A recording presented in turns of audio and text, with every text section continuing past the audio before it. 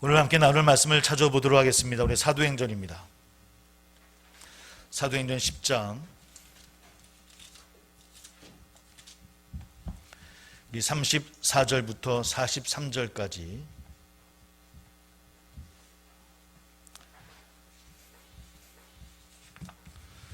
사도행전 10장 34절부터 43절까지 신약성경 205쪽이 되겠습니다. 사도행전 10장 34절부터 43절까지 우리 다 같이 함께 봉독합니다.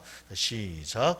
베드로가 입을 열어 말하되 내가 참으로 하나님은 사람의 외모를 보지 아니하시고 각 나라 중 하나님을 경외하며 의를 행하는 사람은 다 받으시는 줄 깨달았도다. 만유의 주 대신 예수 그리스도로 말미암아 화평의 복음을 전하사 이스라엘 자손들에게 보내신 말씀 곧 요한이 그 세례를 반포한 후에 갈릴리에서 시작하여 온 유대에 두루 전파된 그것을 너희도 알거니와 하나님이 나사렛 예수에게 성령과 능력을 기름 붓듯 하셨음에 그가 두루 다니시며 선한 일을 행하시고 마귀에게 눌린 모든 사람을 고치셨으니 이는 하나님이 함께 하셨습니다. 우리는 유대인의 땅과 예루살렘에서 그가 행하신 모든 일의 증인이라. 그를 그들이 나무에 달아 죽였으나 하나님이 사흘 만에 다시 나타내시되 모든 백성에게 하신 것이 아니요 오직 미리 택하신 증인 곧 죽은 자 가운데서 부활하신 후 그를 모시고 음식을 먹은 우리에게 하신 것이라. 우리에게 명하사 백성에게 전도하되 하나님이 살아있는 자와 죽은 자의 재판장으로 정하신 자가 곧 이 사람인 것을 증언하게 하셨고 그에 대하여 모든 선지자도 증언하되 그를 믿는 사람들이 다 그의 이름을 힘입어 제사함을 받는다 하였느니라. 아멘. 우리 잠시 기도합니다. 귀한 주님 감사 영광을 돌립니다. 오늘도 우리 귀한 성도들 우리 삶 가운데 열심히 주의를 행하며 또 열심히 땀 흘렸던 한 주간을 되돌아보며 주님 앞에 나왔습니다. 이 시간을 주님 기뻐 받아 주옵시고 또 각처에서 예배하는 귀한 성도들의 또 그 자리 또한 하나님 인도하심의 역사가 일어나기를 소망합니다. 힘들고 어려운 때 그러나 말씀을 붙잡고 나가는 우리 귀한 성도들의 발걸음을 축복하여 주옵시고 그래서 우리가 생각지 못한 귀한 열매도 맺게 해주시고 주님의 놀라운 은혜 가운데 늘 자유하며 기쁨의 삶을 누리는 우리 성도들이 다 될 수 있도록 인도하여 주옵소서. 생각지 못한 일들 때문에 고민하고 아파하는 귀한 가정들 우리 성도들 있는 줄 압니다. 육신의 아픔으로 기도하는 성도들도 또한 있습니다. 하나님 그의 마음들을 위로하여 주옵시고 그러나 주님 안에서 다시 회복되어지고 다시 일어나는 놀라운 일들이 우리 가운데 일어날 수 있도록 하나님이여 허락하여 주옵소서. 오늘 귀한 예물로 귀한 마음으로 수고함으로 헌신함으로 기도함으로 하는 귀한 성도들 하나님이여 더 좋은 열매로 맺어주게 하여 주옵시고 축복된 귀한 삶을 누리며 나누는 우리 될 수 있도록 하나님이여 함께하여 주옵소서. 말씀과 내 은혜 허락하여 주옵시고 우리 주님만이 영광받아 주옵소서. 예수님의 이름으로 기도하옵나이다. 아멘. 우리 서로 한번 인사 나누겠습니다. 우리는 부활을 믿는 사람들입니다 라고 서로 한번 확인하시고 또 인사 나누기 바랍니다. 우리는 부활을 믿는 사람들입니다. 예. 우리 거제 시간이 내일부터 1.5단계로 이제 하향을 하고 좀 더 전국적으로는 조금 어려운 상태지만 그러나 거제시는 아마 어저께 그 변 시장님을 통해서 기자회견을 들어보니까 확진자가 확산이 좀 잡혀진 것 같습니다. 다행이라 생각 들고요. 또 전국적으로도 또 잘 잡혀져서 좀 더 좀 자유로운 시간들이 됐으면 하는 바람입니다. 우리가 생각했던 만큼 그렇게 빠르게 또 백신의 효과들이 아주 우리에게 있지는 않지만 그래도 소망을 가지고 나가는 우리 되기를 바라겠고요. 오늘도 함께 말씀을 통해서 함께 나누는 시간 되기를 소망합니다. 또 우리 또 뵙지 못한 분도 배울 수 있어 좋았고 또 좋네요, 그죠? 많은 분들이 함께하는 우리 귀한 예배가 되기를 소망합니다. 저는 가급적이면 우리 공동성서 일과를 가지고 설교를 준비합니다. 이 공동성서 일과라는 것은 개혁교회의 정통입니다. 이 역사는 더 멀리 초대교회로까지 이어지게 되어지고요. 또 뭐 유대 회당에서부터 또 이어지게 될 수 있을 것 같습니다. 중세 가톨릭을 통해서 성서 일가도 있었지만 아마 그 가톨릭의 성서 일가는 점차 퇴색되어지고 종교 개혁 이후 개혁교회를 통해서 다시 정립되어지는 그런 전통입니다. 뭐 그 이외에 여러 가지 단계를 거치고 또 여러 가지 또 복잡한 과정들이 있긴 하지만 저는 되도록이면 교단에서 매년 말에 배포되어지는 이 공동 성서 일가를 중심으로 해서 말씀을 준비하고 있습니다. 이 성서 일가를 나누는 것은 세계의 많은 그리스도인들이 같은 주일 또 공동으로 묵상하는 성경 말씀입니다. 그러니까 저희 교회만 보는 말씀이 아니라 전국이 아니라 전 세계적으로 그리스도인들이 함께 보는 그런 말씀이라는 겁니다. 세계 그리스도인들이 한 주일에 같은 주제의 말씀을 읽고 또 한 마음으로 기도한다는 것은 어쩌면 각기 다른 장소와 또 다른 나라에서 예배하지만 또 그리스도 안에서 하나님의 한 가족임을 확정하는 뭐 그런 모습이기도 합니다. 그런 이유로 사실은 성서 일과 따라서 설교를 준비하는 것이 쉽진 않지만 그러나 또 좋은 점은 또 성서 일가를 설교를 준비하는 목사님들과 좋은 자료들을 함께 공유할 수 있다라고 하는 그런 목회자 입장에서 또 장점도 있습니다. 이런 과정 속에서 처한 상황에 따라서 다양한 말씀들이 선포되어진다고 하는 그런 신비로운 또 그런 경험도 저는 하게 되어집니다. 오늘도 매 주일마다 원래는 구약, 신약이 한 4 성경 구절이 성서일교로 주어지지만 저는 매 주일마다 하나를 선택해서 여러분들과 함께 나누고 있고요. 또 어떤 필요할 때는 절기에 따라 따로 준비하기도 합니다. 그런 것 가운데 오늘은 사도행전의 말씀을 함께 나누고 은혜 받는 시간이 되기를 소망합니다. 사랑하는 성도 여러분, 교회는 은혜의 공동체 모임입니다. 하나님의 은혜는 가장 쓸모없는 우리를 위해서 가장 소중한 하나님의 아들 예수 그리스도를 송두리째 우리에게 나누어 주신 것, 그것이 바로 하나님의 은혜이죠. 초대교회는 그 은혜를 깨달아서 구원의 확신과 또 부활의 산 소망을 가지고 살아갈 수 있었던 것이 초대교회 성도들이었습니다. 또한 오늘 우리도 마찬가지이죠. 그럼에도 불구하고 초기 초대교회는 유대인 안에서만의 은혜라고 하는 한계점이 있었다라고 하는 겁니다.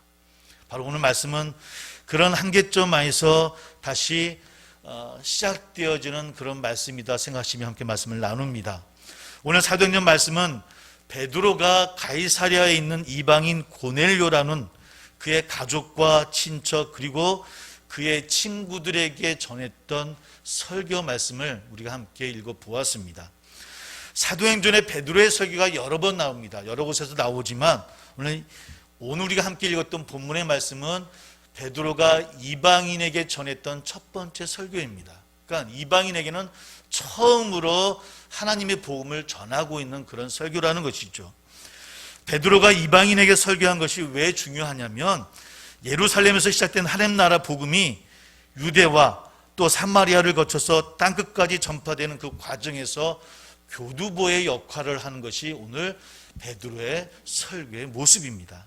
하지만 베드로를 비롯한 모든 또 당시 사도들은 이방인에게 복음을 전파할 준비는 아직 되어 있지는 않았던 것 같습니다.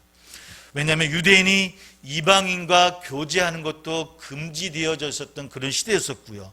또 사도들이나 초대교회 성도들도 뭐 이방인들까지 복음을 전해야 돼라고 하는 아직 필요성을 느끼지 못하던 그런 때였다는 겁니다. 그런 상황에서 베드로가 가이사랴에서 여러 이방인들에게 복음을 전파했다고 하는 것이 초대교회와 사도들에게 이제 소문이 퍼진 것입니다. 그리고 그 소문을 들었던 다른 사도들과 또 유대인 기독교인들이 베드로를 비판하기에 이르러요. 그래서 베드로가 예루살렘까지 다시 올라가서 이에 대해서 해명을 해야 되는 사건이 일어납니다. 우리 다 읽지는 않았지만 11절부터 그런 내용이 나옵니다. 다행히 문제가 잘 해결되었고 그 후로는 교회가 유대 땅에서 이방인들에게도 복음을 전파하는 것이 허락되어지는 그런 사건입니다. 이것이 사도행전 11장 1절부터 시작되어지는 내용이 담겨져 있습니다. 하지만 우리가 주목해야 할 것은 오늘 베드로가 고넬료라는 곳에서, 고넬료 가정에서 복음을 전파하고 있는데, 고넬료는 바로 이방인 중에서도 특별한 이방인이었다고 하는 겁니다. 그는 로마 황제 카리쿨라 시대 유대 총독, 그때 마룰루스라는 사람이 총독이었는데 그 수하의 백부장이었습니다. 총독 관저가 있는 가이사라의 수비대를 담당하고 있는 이탈리아 부대의 지휘관이었다라고 하는 것이죠. 근데 왜 하필이면 베드로가 첫 이방인 설교 대상을 유대를 억압하는 로마인, 또 로마인 가운데서도 군인이었고요, 또 군인 가운데서도 베드로의 주님이신 예수님을 십자가에 못 박도록 허락한 총독, 물론 빌라도는 아니지만 그 총독의 직속 부하, 그 고넬료의 가정에서 왜 복음을 전파했을까? 물론 하나님의 뜻하신 바가 있었기 때문인 것을 우리는 고백합니다. 그 내용이 오늘 그 말씀 가운데 있습니다. 어떤 내용이냐면, 어느 날 베드로가 기도하는 가운데 환상 중에 하늘에서 온갖 음식이 담긴 보자기가 내려오는 그런 환상을 보게 되어져요. 근데 그 음식을 바라보니까 율법에서 먹지 말라라고 금지한 가증한 음식들이었던 겁니다. 그래서 베드로에게 그 환상 중에 그 음식을 먹으라고 하는 음성이 들려요. 근데 베드로는 누굽니까? 유대인이지 않습니까? 유대인으로서 그것을 먹을 수 없다라고 베드로가 답하자 다시 하나님이 깨끗하게 하신 것을 속되다 하지 말라라는 음성을 듣게 되어집니다. 이런 환상이 한 번이 아니라 세 차례에 이어서 베드로에게 보여지는 거예요. 그러고 나서 밖에 누가 찾아왔는데 나가 보니까 고넬료가 보낸 세 사람이 문 밖에 있더라는 겁니다. 그제서야 베드로는 그 환상이 하나님이 보여주신 것이고 이방인에게 복음을 전파하라고 하는 하나님의 뜻이구나라고 하는 것을 깨닫게 되어집니다. 고넬료 역시 그 전에 환상 중에 하나님의 지시를 받지요. 요바에 있는 베드로를 청해서 하나님의 말씀을 들으라고 하는 그런 환상을 고넬료도 본 상태였습니다. 그래서 세 사람을 베드로에게 보내서 가이사랴에 있는 자신의 집으로 이제 베드로를 초청을 하는 겁니다. 만약 하나님께서 베드로와 고넬료 이 둘 사이에 개입하지 않았다고 한다면 베드로가 이방인에게 복음을 전파하는 그런 일은 일어나지 않았겠죠. 아니, 했다 해도 로마 군인인 또 총독의 수하였던 아마 그런 사람에게는 절대로 복음을 전파하지는 않았을 것 같습니다. 그런데 사람의 의지와 무관하게 하나님께서 일을 시작하시니까, 하나님이 일을 시작하니 베드로가 그 일을 하지 않을 수 없었다고 하는 것입니다. 계획은 사람이 할지라도 이루시는 것은 하나님이시라고 하는 잠언의 말씀을 우리는 기억을 합니다. 실제로 우리가 처음에 계획한 일이 여러분 100% 다 되던가요? 올 한 해 우리 벌써 4월 달입니다. 우리 2021년이 시작하면서 올해는 이렇게 해봐야지, 이렇게 해야지라고 계획을 다 세우셨는데 혹시 이 가운데 지금까지 100% 잘 되고 있습니다라고 손 들으실 수 있는 분 계십니까? 없잖아요. 백신하면 뭔가 잘 될 거야. 이제 우리나라가 안전하고 자유롭게 될 거야. 10월달, 11월달까지는 집단 면역이 될 거야 라고 우리가 기대하고 소망을 가졌는데, 또 그럴 수 있을 거라고 정부에서도 발표를 했었는데 사실 어떻습니까? 자, 우리가 생각하는 만큼 100% 다 되는 경우가 거의 없더라는 것이죠. 그런 걸 보면 저나 우리 모두는 사람은 미래 앞에 겸손해야 되는 존재임을 깨닫게 되어집니다. 우리가 미래의 주인이 아니기 때문이겠죠. 반대로 사람이 전혀 계획하지 않은 일임에도 불구하고 때로는 우리가 계획하고 우리가 생각하지 않은 일임에도 불구하고 때로는 하나님이 계획하신 일을 사람이 완성하게 하도록 이끄는 경우도 있더라는 겁니다. 오늘 바로 베드로와 고넬료의 이야기가 바로 그런 경우입니다. 베드로는 어느 날 갑자기 자신이 꿈에도 계획한 적이 없는, 한 번도 생각해보지 못했던, 그것도 총독, 로마 총독 수비대장 앞에서 오늘 설교를 하고 있더라는 겁니다. 그런데 그 일이 기점이 되어서 이후 교회가 유대 땅에서 이방인에게 선교를 할 수 있는 문이 열려지게 되어지더라는 겁니다. 그리고 이방인 선교는 단지 유대 내에서만 머물지 않고 유대 밖, 이제는 앙디오, 더 나아가서는 바울을 중심으로 해서 로마 전체까지, 유럽과 아시아까지, 아프리카까지 또 복음을 전파되는 놀라운 역사를 우리는 바라보게 되어집니다. 어쩌면 그렇게 보면 2000년 전 베드로가 고넬료를 만난 사건은 오늘 우리가 이 자리에서 예배하고 있는 우리의 모습과도 연결되어져요. 만약에 베드로가 고넬료에게 복음을 전파하지 않았다고 한다면 어쩌면 우리도 이 시간 주님을 모를 수도 있겠구나라는 그런 고백을 하게 되어집니다. 하나님이 계획하신 일은 그야말로 나비의 작은 날개짓임에도 불구하고 태평양을 건너서 태풍을 일으키는 나비 효과를 내고 있더라는 것이죠. 여러분, 주님의 그 섭리와 은혜에 감사하는 우리 모두 되기를 주의 이름으로 소망합니다. 그렇다고 한다면 베드로는 그날 고넬료와 및 함께했던 이방인들에게 과연 어떤 말씀을 전했겠습니까? 처음으로 이방인에게 말씀을 전파했는데, 복음을 전파했는데 어떤 말씀을 전했을까요? 그것이 34절, 35절의 말씀입니다. 우리 함께 한번 읽어보겠습니다. 34절, 35절 말씀 시작. 베드로가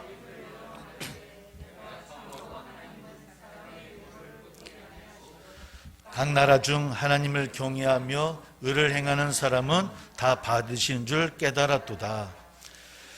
먼저 베드로는 이번 일을 통해서 자신이 깨달은 바를 먼저 전하고 있습니다. 그 첫 번째 뭐냐면 하나님께서는 사람을 외모로 보시지 않는다는 겁니다. 얼마나 감사한지요. 이는 하나님이 유대인과 이방인을 차별하시지 않는다는 그런 뜻일 겁니다. 아니, 하나님의 정의이기도 합니다. 그동안 유대인들은 율법의 근거에서 이방인을 차별해 왔죠. 그는 선민의식이 있었고 그들만이 구원받는다라고 하는 그런 의식이 분명히 있었습니다. 그래서 베드로도 그런 가치관을 따라 살았던 사람이었고 그런 가치관으로 하나님의 복음을 들었던 사람이죠. 그러나 하나님은 차별의 하나님이 아니신 줄 믿습니다. 어느 정도로 차별을 아니하시냐면 원수까지 사랑할 정도로 차별이 없으신 분이더라는 겁니다. 그래서 베드로에게 그의 원수 로마의 군인, 그것도 로마 총독의 직속부하인 고넬료에게 예수 그리스도의 복음, 차별 없는 그 정의의 복음을 전하도록 하셨다는 것이죠. 최근 우리 한국인을 포함해서 아시아인들이 미국뿐만 아니라 유럽에서도 마찬가지입니다. 인종주의자들에게 폭력을 당하는 일이 벌어지고 있죠. 이것 때문에 뉴스도 나오기도 하고 또 우리 분노를 일으키기도 합니다. 사실은 이런 일들이 바다 건너 이국 땅에서 일어나는 것은 아니고 또 우리 이 땅에서 일어나기도 하죠. 얼마 전 우리나라에서도 서울시와 또 경기도에서 외국인 노동자들의 코로나 검사를 의무화하는 행정명령을 내렸다가 취소하는 그런 일이 있었습니다. 기억하실지 모르겠습니다. 사실은 이런 것도 따지고 보면 인종차별이죠. 예수 그리스도의 평화의 복음은 인류를 인종차별적 인권 침해로 지켜줄 것을 권고하는 하나님의 정의들하는 겁니다. 하나님은 외모를 보시지 않는 분입니다. 그 얼굴이 어떤 색깔이든 어떤 모습이든 어떤 나라든 늘 하나님 안에 다 사랑받는 존재임을 깨닫고 나아갈 수 있는 우리 성도들 다 되기를 주의 이름으로 소망합니다. 첫 번째, 그것을 베드로는 깨달았고요. 두 번째는 그런 하나님은 각 나라 중 하나님을 경외하며 의를 행하는 사람, 즉 하나님을 믿고 하나님과 관계를 맺는 사람들은 그가 어느 인종이든지 어떤 민족이든지 어느 나라에 속하든지 상관없이 하나님 나라 백성으로 받아주신다는 겁니다. 바로 그것을 베드로는 깨달은 겁니다. 외모를 보시지 아니하시는 하나님, 그게 어떤 인종이든 어떤 나라든 어떤 민족이든 하나님 백성으로 받아주신다라고 하는 것. 그렇다고 한다면 이방인 고넬료와 그의 가족 친지는 어떻게 하나님을 믿고 하나님과 관계를 맺을 수 있었겠습니까? 베드로는 이를 위해서 하나님께서 온 세상의 주인이신 예수 그리스도를 유대 땅에 보내셔서 화평의 복음을 전하셨다라고 36절에서 이야기합니다. 한번 36절을 함께 읽어보겠습니다. 같이 시작. 만유의 주 되신 예수 그리스도로 말미암아 화평의 복음을 전하사 이스라엘 자손에게 보내신 말씀이라고 합니다. 즉 하나님께서 온 세상의 주인이신 예수 그리스도를 유대 땅에 보내셔서 화평의 복음을 우리를 통해서 전하게 하셨다라고 베드로는 이야기를 합니다. 그 예수 그리스도의 화평의 복음이 세례 요한의 때 갈릴리에서 시작해서 온 유대에 두루 퍼졌고요. 이것이 이제 이방인들에게도 세계에도 전파되어지고 있더라는 겁니다. 베드로가 이렇게 예수 그리스도의 복음의 사역을 다시 이야기하면서 38절에서 이렇게 요약을 합니다. 또 한번 읽어보겠습니다. 38절입니다. 같이 시작. 하나님이 나사렛 예수에게 성령과 능력을 기름 붓듯 하셨음에 그가 두루 다니시며 선한 일을 행하시고 굳으셨으니 이는 하나님이 함께 하셨습니다. 무슨 말씀이겠습니까? 첫 번째는 하나님이 나사렛 예수에게 성령과 능력을 기름 붓듯 하셨다는 것은 예수님이 그냥 기름이 아닌 성령의 기름을 부음 받은 하나님의 메시아라는 뜻입니다. 하나님의 메시아는 세상을 구원하는 존재라는 것이죠. 두 번째로 그분은 어떤 분이시냐면 어디든 가리지 아니하시고 두루 다니신다라고 이야기합니다. 선한 일을 행하십니다. 병든 자나 가난한 자, 억눌린 자 등 마귀에게 압제당하는, 사탄에게 압제당하는 모든 사람들을 치유하시고 해방하시고 온전케 하시는 분이라고 이야기합니다. 여기서 사탄에게 압제당한다는 표현을 주목할 필요가 있을 것 같습니다. 당시 유대인들은 로마를 악의 제국이라고 여겼습니다. 따라서 로마인은 악인으로 보았던 것이죠. 기독교는 그보다 그들 뒤에서 도사리고 있는 사탄 마귀를 보았던 민족이었습니다. 그것이 초기 기독교인들의 가치관이었습니다. 그렇게 기독교는 로마 제국과 로마 사람들, 심지어 예수님을 십자가에 못 박은 로마 군인들까지 그들에게 하나님의 복음을 전파할 수 있었다라고 하는 것이죠. 왜? 그 사람 자체를 보았던 것이 아니라 그들을 압제하고 있는 마귀를 바라보았던 초대교인들 베드로였습니다. 그들에게 복음을 전한다고 하는 것은 철천지 원수에게 복음을 전하는 것이 아니라 사탄에게 붙잡힌 자들, 마귀에게 붙잡힌 자들을 치유하고 해방하고 온전케 하시는 하나님의 나라의 사역이었더라는 겁니다. 그러므로 기독교회는 사람을 미워하지 않고 그들 배후에 있는 사단을 미워하는 사람들임을 깨닫는 저와 여러분 되기를 소망합니다. 그때 우리가 비로소 원수도 긍휼히 여길 수 있고요, 사랑할 수 있게 되는 것이 하나님의 뜻이더라는 겁니다. 따라서 원수를 사랑하라고 하는 예수님의 상상수훈의 말씀은 그저 듣기 좋은 구호가 아니라 우리 그리스도인들이 정말 지켜야 될 실천 강령이라고 하는 겁니다. 베드로는 유대와 예루살렘에서 예수님이 행하신 모든 일에 대해서 자신과 및 함께한 사람들이 그 증인이라고 이야기합니다. 내가 바로 그 증인이더라고. 그렇게 예수님이 행하셨던 모든 사역들을 보았던 증인이라고, 전해야 될 증인이라고 고백합니다. 특별히 예수 그리스도의 부활의 증인임을 강조합니다. 우리 40절, 41절입니다. 한번 같이 읽어봅니다. 40절, 41절 시작. 하나님이 사흘 만에 다시 살리사 나타내시되 오직 미리 택하신 증인 곧 죽은 자 가운데서 부활하신 후 그를 모시고 음식을 먹은 우리에게 하신 것이라. 사랑하는 여러분, 증인은 자신의 생각이나 철학을 전하는 사람이 아니죠. 오직 자신이 보고 듣고 경험한 것을 전하는 사람이 증인입니다. 예수 그리스도의 부활은 예수님이 돌아가셨지만 아직도 우리가 잊지 못하는 것으로 보아서 우리 마음에 살아나신 것 같아 라는 그런 차원이 아니라는 겁니다. 우리는 십자가에서 돌아가신 예수님이 사흘 만에 부활하신 것을 두 눈으로 똑똑히 보았고 그분의 음성을 두 귀로 들었고 우리가 그분을 모시고 함께 음식을 먹었다라고 하는 그 차원의 말씀입니다. 그것을 깨닫고 경험하고 증거하는 사람이 바로 증인입니다.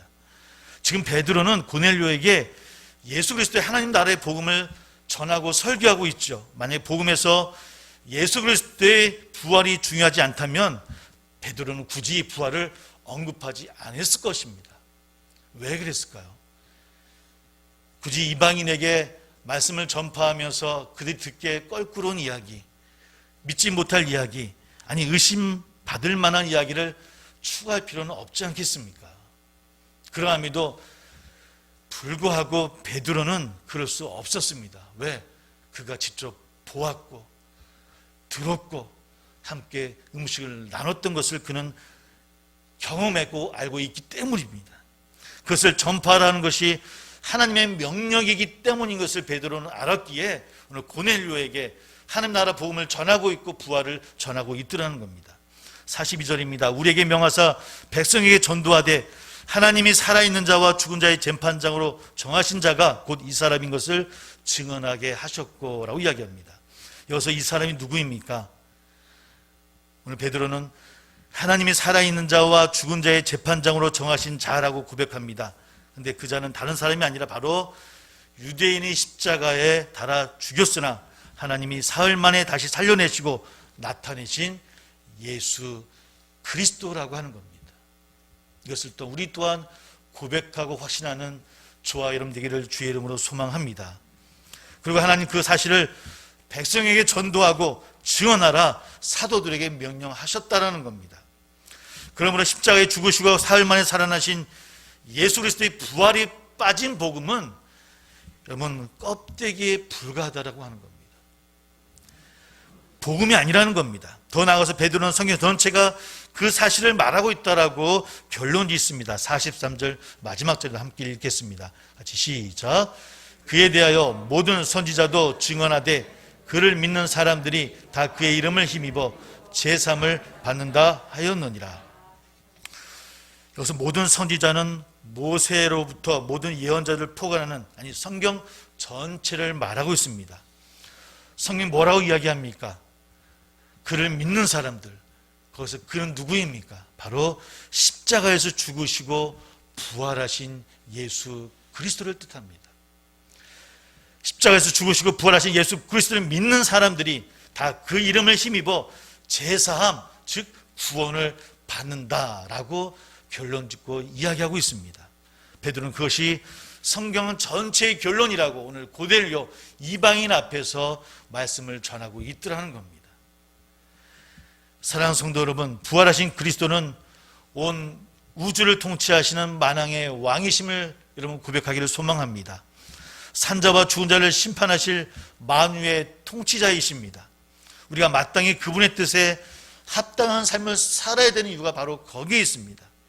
특별히 오늘 말씀을 따라서 부활의 주님을 믿는 우리 모두는 차별 없는 하나님의 정의를 실천하는 화평의 복음을 전하는 우리 모두 되기를 주의 이름으로 소망합니다. 그래서 서로가 서로를 올려주고 배려하면서 매물을 보시는 하나님의 그 뜻을 따라서 늘 평화를 외치고 평화를 전파하는 하나님 나라의 귀한 증인으로 살아가는 부활의 삶을 누리는 우리 사랑하는 성도들이 다 되시기를 주의 이름으로 축복합니다. 기도하겠습니다.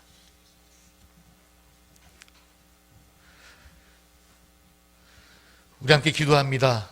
하나님 외모를 보시지 아니하시고 인종이나 민족이나 나라 어떤 것도 차별하지 아니하시는 하나님이십니다.